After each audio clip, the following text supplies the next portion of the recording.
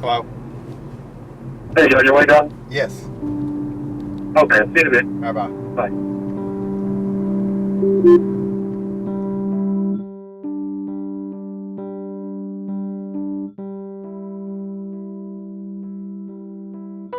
I don't know if people think a whole lot about who makes the news and who's out there reporting it.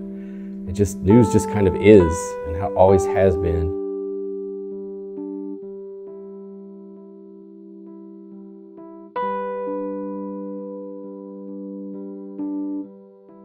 Before I got into this whole world, I didn't know. I didn't know any journalists. I didn't know what they did day to day.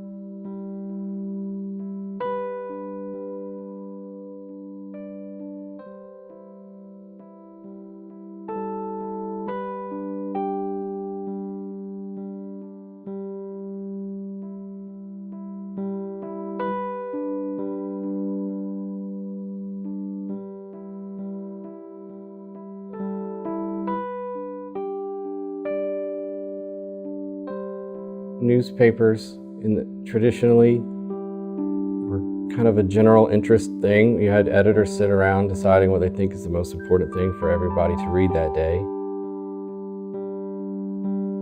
Before the internet, that's all you had, so you got what they gave you. But now the internet allows you to go and search for exactly what you want.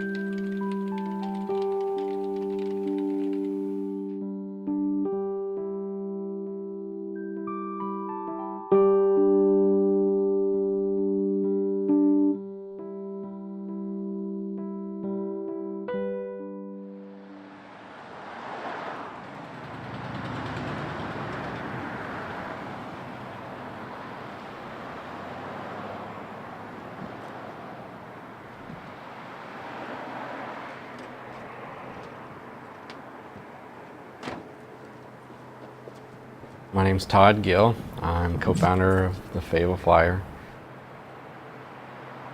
I have a journalism degree, but that's just because I wanted to go into advertising. Ironically, I ended up in journalism 15 years later.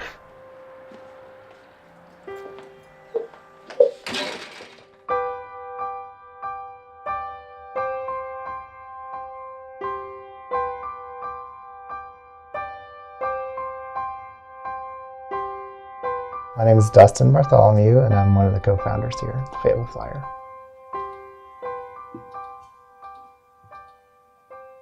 When I graduated college, I took a job at a bank briefly because I wasn't sure what to do with myself. And then not long after that, I called Todd, who I'd played music with before, to see about getting a job at a place called CJRW, which is an advertising agency here in town. We had a silly blog that was it was called Lunch Tour, and we went around and we ate at kind of odd places and then reviewed them. And that was our first foray into, blogging for fun. And when that kind of fizzled out, we thought there should be like a site like that for Fayetteville. Maybe we just write about the bands that we liked and just opine about what we were reading in other news publications. And that's really how it started. It was just part-time, just blogging on our lunch breaks or at night. And started putting up content in December of 2007. And then it was about a year later that Todd and I quit our jobs and started doing this and not just a hobby, but as a full-time. We thought it was it wasn't going to be much at first. Our traffic numbers started jumping. We went from like 15 people reading our stories a day to 100 people to 200 people. And then before you know it, we started getting calls from advertisers wondering what our rates were. And so we thought, man, maybe we could turn this into a business. Once we had quit our jobs and we were doing this full time, it wasn't long after that the newspaper went behind a paywall, and I think maybe we saw an opportunity to do something a little bit more meaningful, provide news for people who didn't want to pay.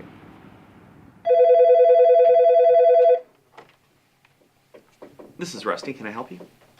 You know, the website was when we first had it, it was an afterthought, kind of a novelty.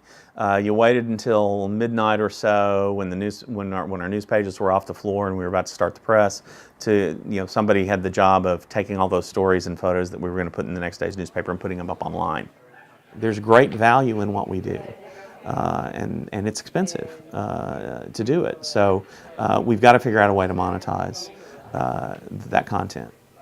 It certainly reduced our traffic, our web traffic, when we went from a free model to a paid model. It certainly reduced our traffic. But it also helped protect our circulation in print.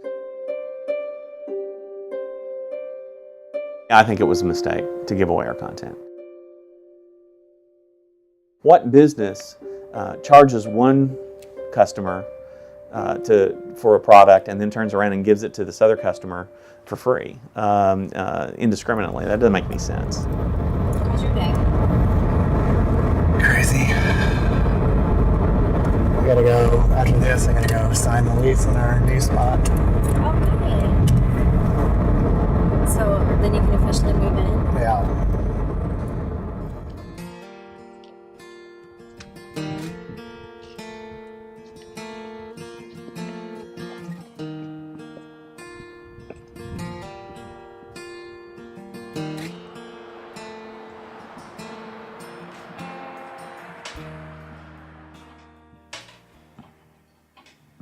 First it was a blog, and then it was a community news site. Lately we've just been calling ourselves an online newspaper, whether that be a traditional type of newspaper or an alt-weekly type of newspaper. That word resonates with people, newspaper. They understand what that means. They understand that it's news, it's supposed to be unbiased, fair and accurate reporting.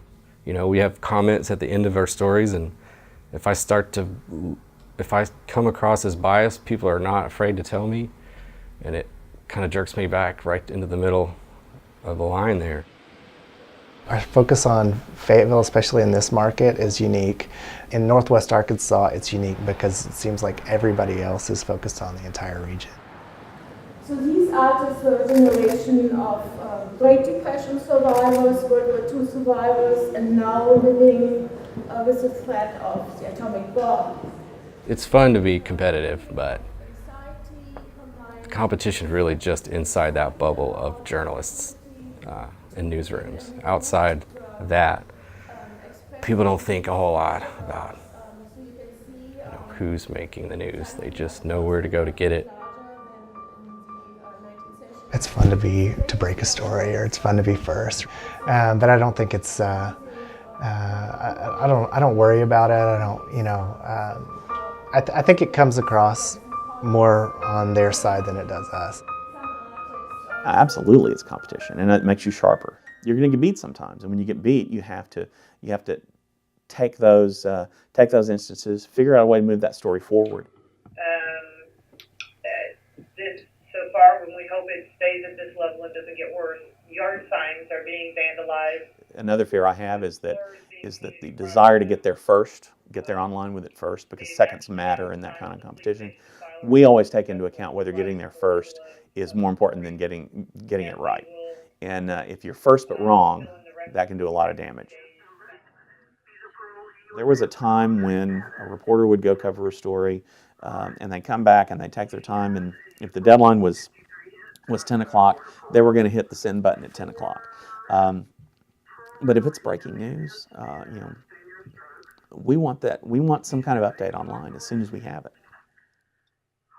You can't tell a complicated, intricate, nuanced story in 140 characters. The fear is that if newspapers aren't there to do that work, who's going to do it?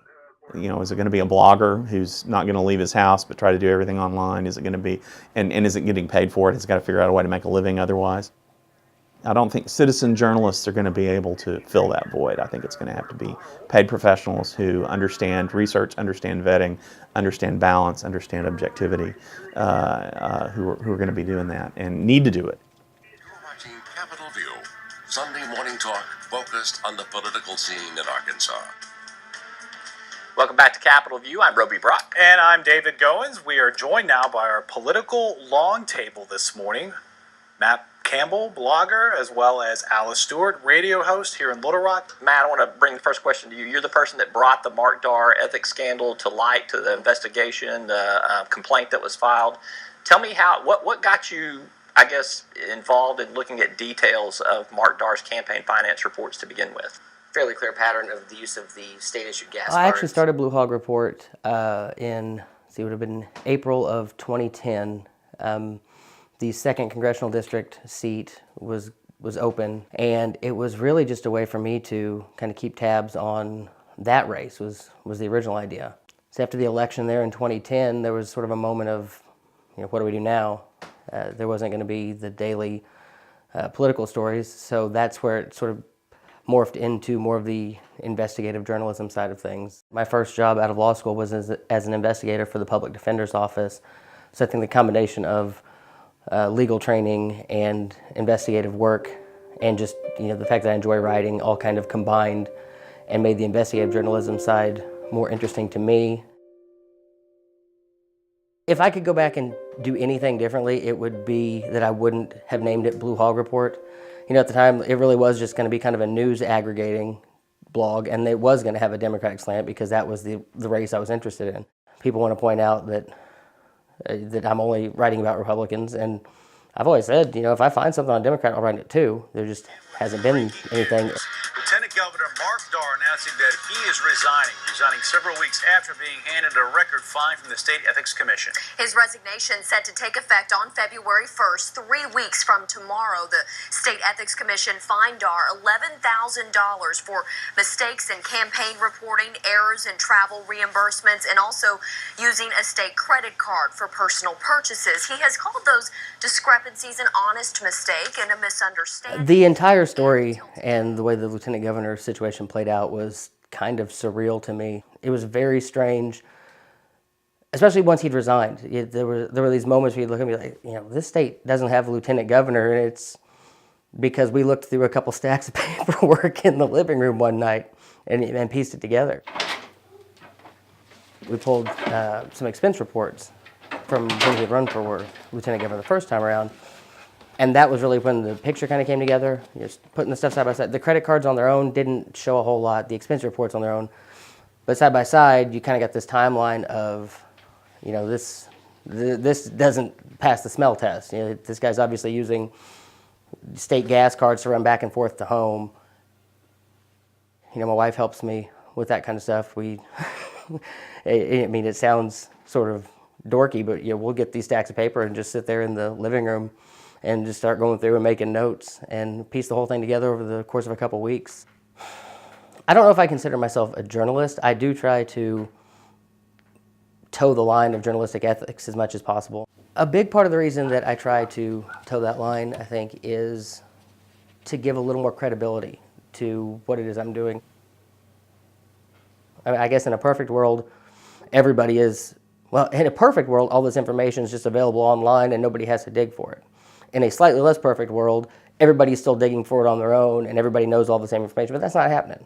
So I guess maybe, this sounds cliched, but it's sort of my way to impact the process and put out information and try to inform the electorate.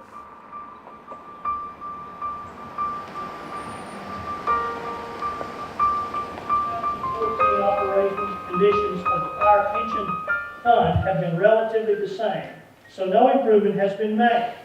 However, the assessed value of the fund continues to be under $5 million, which makes it subject to further investment restrictions.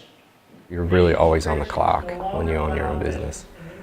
So I don't know if it's any harder for me than it is for any of the other people around here, but it is difficult.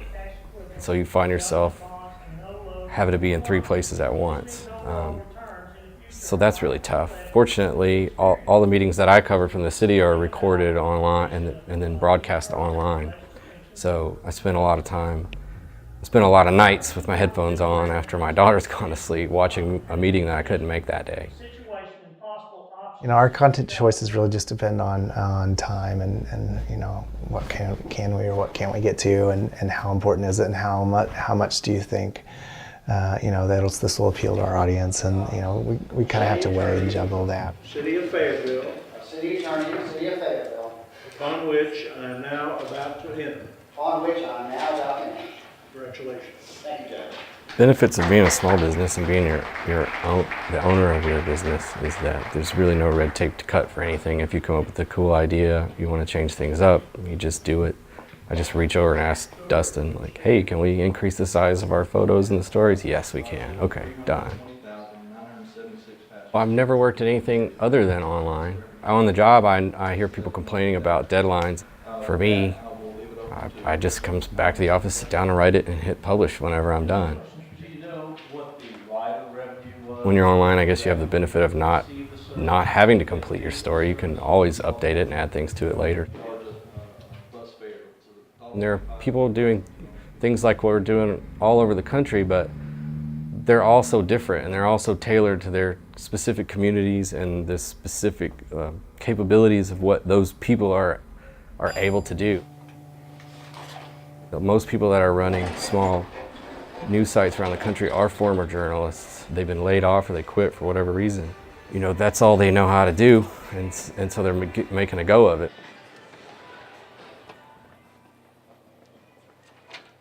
This is Ozarks at Large. I'm Kyle Kellums. With me on the phone from his office in Fort Smith is Michael Tilley, who is the editor and publisher of thecitywire.com that covers business, politics, the economy, and much more for the entire region. Mr. Tilley, how are you today? I'm doing well, Kyle, and I just want to let the Citywire, our niche is in-depth business and political news. We don't do house fires and car wrecks, and a lot of media coverage, I tell folks, is a mile wide and an inch deep. Ours is more like an inch wide, but a mile deep, and that's what our readers want. And I'm not a journalism major. The only journalism classes I've attended was because I was editor of the student newspaper at Arkansas Tech, and I had to attend these classes to be audited by students who were in journalism classes. I had designs to go to law school, but I didn't want to immediately go. I was going to take a year off. And faculty advisor at Arkansas Tech, Tommy Meimert, said, hey, if you're going to take a year off, you might as well go work. There's a job opening at the Times-Record in Fort Smith for a business reporter. So I thought, what the heck, I'll do it. Here I am. My wife was, at the time, was director of the United Way in Fort Smith, for Fort Smith area. And she had resigned. We had 2 small children. And she had resigned that job, which had pretty good pay. And her last day was going to be June of 2008. Probably 3 or 4 days before her last day, they called me in and said, you're laid off, and my last day was her last day at her job. So we went from a 2-income family to a no-income family. That will get your attention. I've used some of my personal money and savings to finance those early days.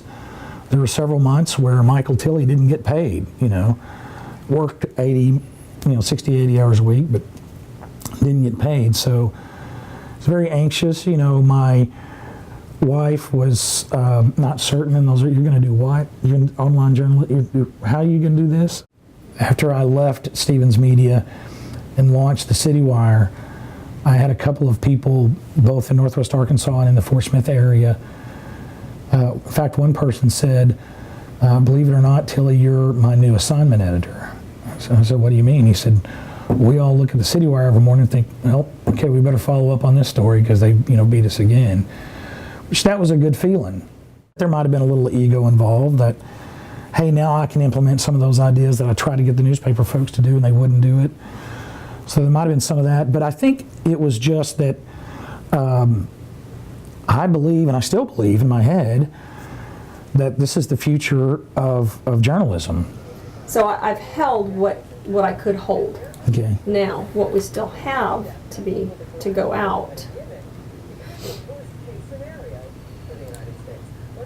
Remember when I was talking about the part of journalism folks don't realize if you're doing, this is it.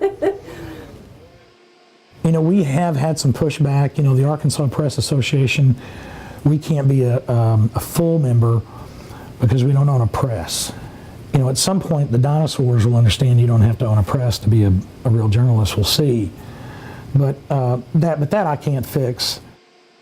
The technology, whether you're using a press or a Gutenberg press or the internet, it still boils down to having good people who are good reporters, who can report accurately, who can develop sources, who can be respected by those sources, who don't break trust, who don't break confidentiality with sources, and consistently and with credibility report, whether it's about house fires or, white collar crime, whatever. Those people are still going to be critical. I've seen online folks come and go, and because this is hard. You don't start on Monday at 8 o'clock and quit at Friday at 5. This isn't a 9 to 5 deal. This is 7 days a week, 24 hours. So that's hard, and it's not for everyone. Michael Tilley is the editor and publisher of thecitywire.com that covers business, politics, water parks, and all sorts of other things for the entire region. Michael, thank you. All right, good talking to you.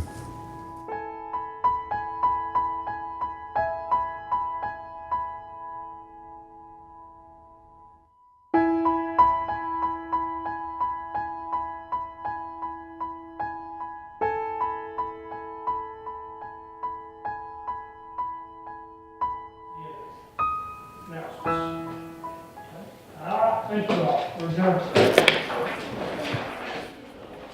I feel like a journalist for the first time. I sit at city council meetings and cover them, and people introduce me like, "Oh, here's Todd. He's a local journalist." And at first, that was the weirdest feeling. In the early days, I felt like a fraud. Sitting around people that knew how to write and report. I've had 5 or 6 years of on-the-job training now, so that's more than I would have gotten in school.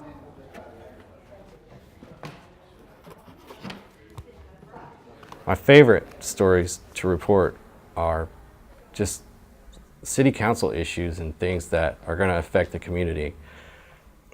When I'm sitting in a city council meeting and I've been sitting there for 6 hours and the room is emptied out and it's just me and a couple other journalists, it feels good knowing that somebody's got everybody's back and that somebody's going to come back and tell you what happened so that you don't have to sit there and wade through all that mess. I think we'd like to have a little bit more help in here, but at the same time, if it continues to be just me and Todd, I think we can still do a pretty good job covering the things that we do well and keeping people informed. When we got as many advertising inquiries as we had, I thought it was going to blow up, and I thought we'd end up being the size of a newspaper, and that Dustin and I would end up being higher up editorial folks at this large organization. And 7 years later, and it's still just the two of us in here doing the accounting, paying the bills, doing the photos, keeping the website up to date. The reason I come to work every day is because I feel like if I can keep you more informed about what's going on in this city, then you have a better chance of making a good decision when it comes time for all of us to get together and either vote or whatever we do in the communities. And ultimately, I'm just trying to keep everybody aware so that we all make better decisions and so that the city is a better place to live, because I live here and my kids are growing up here and I don't intend to leave.